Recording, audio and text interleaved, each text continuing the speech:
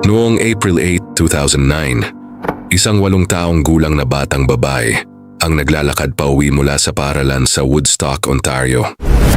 Nakita siya sa isang security camera na may kasamang isang babae. Iyon na ang huling pagkakataong makikitang buhay si Victoria Tori Stafford. Si Tori Stafford ay 8 taong gulang lamang at nag-aaral sa Oliver Stevens Public School sa Woodstock, Ontario, Canada. Noong hapon ng April 8, 2009, umalis siya sa paaralan at naglakad pa uwi. Bandang 3:32 ng hapon, nakunan siya ng security camera habang naglalakad kasama ang isang babaeng kalaunan ay nakilalang si Terry Lynn McClintic. Hindi na nakauwi si Tori sa kanyang pamilya. Agad na nagsimula ang malawakang paghahanap sa batang babae. Naging malaking balita ang pagkawala ni Tori sa buong Canada at nagtulungan ang mga pulis at mga residente sa paghahanap sa kanya. Habang tumatagal ang mga araw, wala pa ring bakas kung nasaan siya. Makalipas ang mahigit 1 buwan, nagsimulang lumitaw ang mga pangalan ni Terry Lynn McClintic at ng kanyang kasintahang si Michael Rafferty sa investigasyon. Ayon sa naging resulta ng investigasyon at mga sumunod na paglilitis, si Tori ay inilayo mula sa lugar kung saan siya huling nakita at dinala sa isang liblib na bahagi ng rural Ontario. Hindi na siya nakabalik mula sa insidenteng iyon.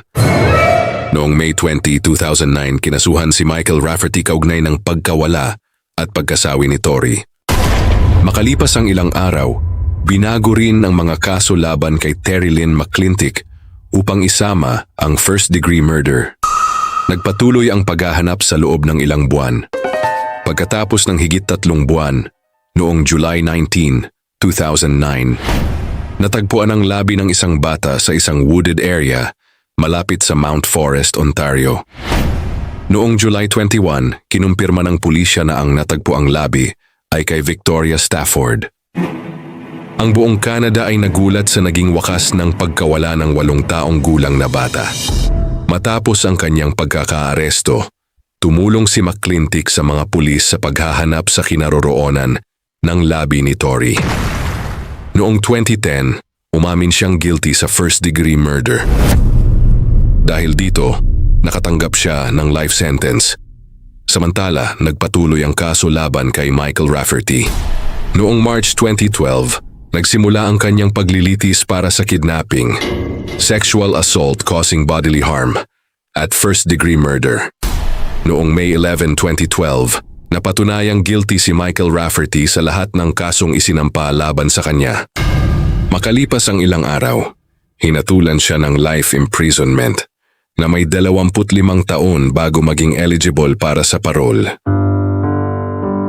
Parehong sina McClintic at Rafferty ang tumanggap ng life sentences dahil sa kanilang naging papel sa kaso.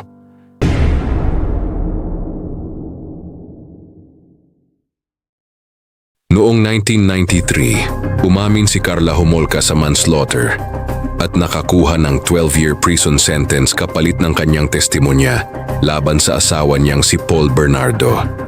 Sa panahong iyon, sinabi ni Homolka sa mga awtoridad na siya ay isang abused wife at napilitan lamang na sumunod kay Bernardo.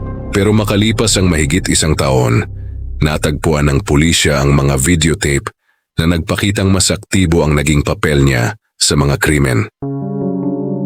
Dahil dito, naging isa sa pinaka-controversial na plea deal sa Canada ang kanyang kaso. Si Karla Lian Homolka ay ipinanganak noong May 4, 1970 sa Port Credit, Ontario at lumaki sa St. Catharines. Nagtrabaho siya bilang veterinary assistant bago niya nakilala si Paul Bernardo noong October 17, 1987 sa isang restaurant sa Scarborough. 17 taong gulang si Karla noon habang 23 naman si Bernardo. Kalaunan naging magkasintahan sila at ikinasal noong 1990. Bago pa man maaresto sina Karla at Paul, may matagal ng investigasyon laban kay Bernardo dahil sa serye ng mga sexual assault sa Scarborough. May mga biktima na nagbigay ng magkakatulad na description sa isang lalaking pinaniniwala ang responsable sa mga insidente. Kumuha ang pulisya ng blood, saliva at hair samples mula kay Bernardo at natuklasang kabilang siya sa 5 suspect na tumugma sa ilang characteristics ng attacker. Ngunit hindi agad na kumpleto ang final testing sa kanyang samples, kaya nanatili siyang malaya habang nagpapatuloy ang ibang mga kaso. Noong June 1991, nawala ang 14-year-old na si Leslie Mahaffey mula sa St. Catharines area. Noong June 29, natuklasan sa Lake Gibson ang mga bahagi ng kanyang katawan na nakalagay sa mga concrete blocks at nakilala siya sa tulong ng kanyang dental braces. Noong April 16, 1992, naman ay nawala ang 15-year-old na si Kristen French mula sa isang church parking lot. Noong April 30, natagpuan ang katawan ni Kristen sa isang ditch at nagsimulang pag-aralan ng mga investigador kung may koneksyon ang dalawang kaso. Matapos ang pagkakatuklas sa katawan ni Kristen, nabuo ang Green Ribbon Task Force para imbestigahan ang mga pagkawala at pagkasawi sa lugar. Kasabay nito, muling lumitaw ang pangalan ni Paul Bernardo dahil sa kanyang dating koneksyon sa Scarborough Assault Investigation. Nang suriin ang bahay ni na Bernardo at Homolka sa 57 Bayview Drive, nakakuha ang mga pulis ng mga forensic evidence na nag-uugnay sa bahay sa mga biktima. Pero hindi agad nakita roon ang pinakamahalagang ebidensya. Ang mga videotape na kalaunan ay magbabago sa kaso ni Carla. Noong February 1993, nakumpleto ang forensic testing sa blood samples ni Bernardo. Lumabas ang resulta na nag-uugnay sa kanya sa 3 sexual assault cases na iniimbestigahan ng Toronto Police. Kasabay nito, nakipag-ugnayan si Carla sa pulisya at sinabi niyang inabuso siya ni Bernardo at ayaw niyang maging bahagi ng mga krimen. Noong May 14, 1993, matapos ang ilang buwang pag-uusap sa pagitan ng prosecutors at abogado ni Carla, pumayag si Homolka na umamin sa 2 counts of manslaughter at tumistigo laban kay Bernardo kapalit ng 12-year sentence. Akala ng marami, dito na matatapos ang malaking kontrobersya sa kaso ni Carla. Pero noong September 22, 1994, natagpuan ng pulisya ang mga videotape na ginawa ni na Bernardo at Homolka. Makikita sa mga recording na mas aktibo ang naging partisipasyon ni Carla kaysa sa unang bersyon na ibinigay niya sa mga autoridad. Dahil dito, naging malaking issue ang kanyang plea agreement at tinawag ito ng Canadian media na Deal with the Devil. Noong 1995, tumistigo si Carla laban kay Paul Bernardo sa kanyang trial. Noong September 1, 1995, nahatulan si Bernardo sa 2 counts of first-degree murder para sa mga pagkasawi nina Leslie Mahaffey at Kristen French. Nakatanggap siya ng life imprisonment at idineklarang dangerous offender, kaya maaari siyang manatiling nakakulong ng walang tiyak na panahon. Samantala, ipinagpatuloy ni Carla ang kanyang 12-year sentence at tuluyang nakalaya noong July 4, 2005. Ang pinakamalaking kontrobersya sa kaso ay hindi lamang tungkol kay Paul Bernardo. Tungkol din ito sa desisyong bigyan si Carla Homolka ng 12-year sentence bago natuklasan ang mga videotape na nagpakitang mas malaki ang kanyang naging papel kaysa sa una niyang sinabi. Ayon mismo sa Canadian Department of Justice, kung nasa kamay na ng prosecutors ang videotapes noong May 1993, hindi sana ginawa ang parehong resolution agreement. Kung alam na noon ng prosecutors ang tunay na nilalaman ng videotapes, sa tingin mo, dapat bang iba ang naging kaso at sentensya kay Carla Homolka?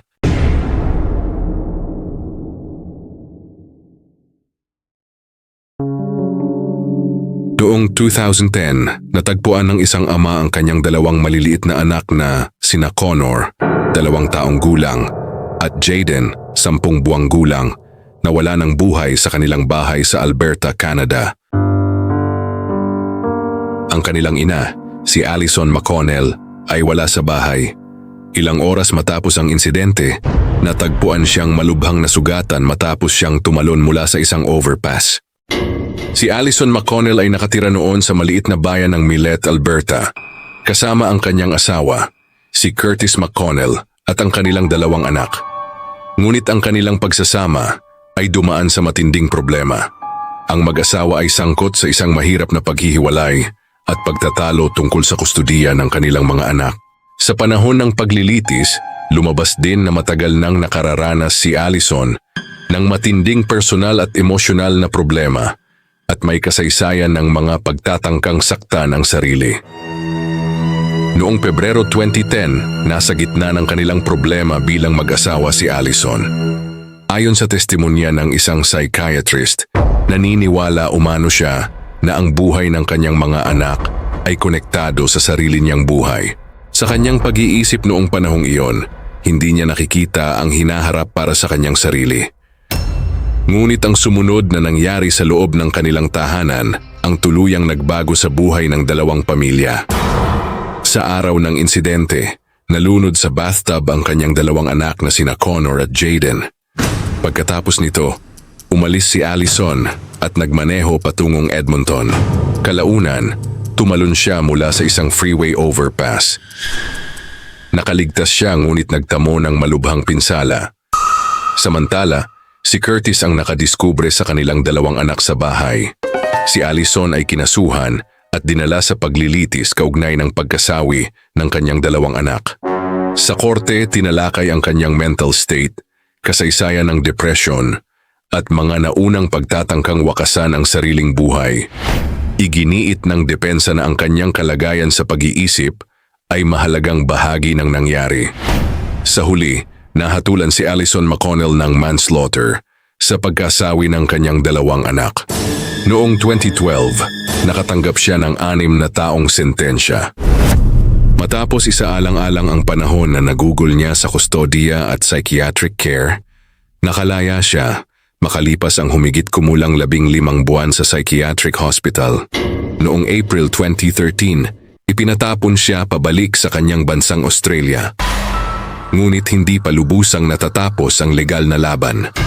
May nakatakda pang pagdinig kaugnay ng appeal sa kanyang kaso at may posibilidad na bumalik siya sa Canada kung mababago ang naging desisyon sa kanyang sentensya. Pagbalik niya sa Australia, iniulat na nasa pangangalaga siya ng doktor, ngunit hindi siya minomonitor ng buong araw. Noong September 2013, iniulat siyang nawawala. Hindi nagtagal, may natagpo ang katawan ng isang babae sa ilalim ng Brian McGowan Bridge sa New South Wales. Ayon sa mga ulat, may mga identification documents na natagpuan kasama ng katawan. Naniniwala ang mga autoridad na ito ay si Allison McConnell. Hindi itinuring ng pulisya na kahina-hinala ang kanyang pagkasawi.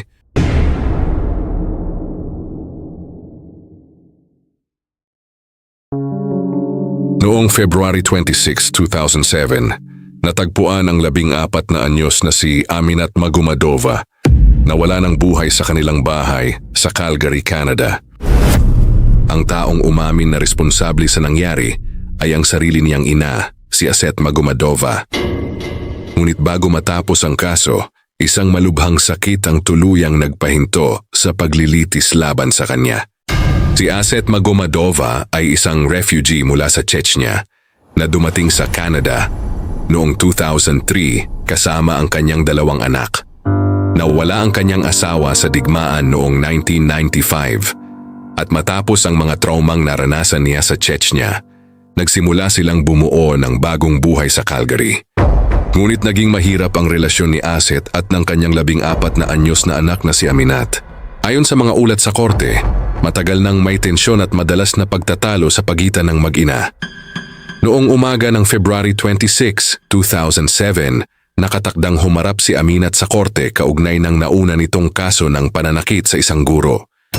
Ngunit tumanggi siyang pumunta. Dito nagsimula ang isang matinding pagtatalo sa loob ng kanilang bahay. Ayon kay Aset, inatake umano siya ng kanyang anak gamit ang isang kutsilyo. Ngunit nang imbestigahan ng mga autoridad ang insidente, walang nakitang fingerprints ni Aminat sa kutsilyong natagpuan sa lugar. Sa gitna ng kanilang pagtatalo, ginamit ni Aset ang isang headscarf upang pigilan ang kanyang anak.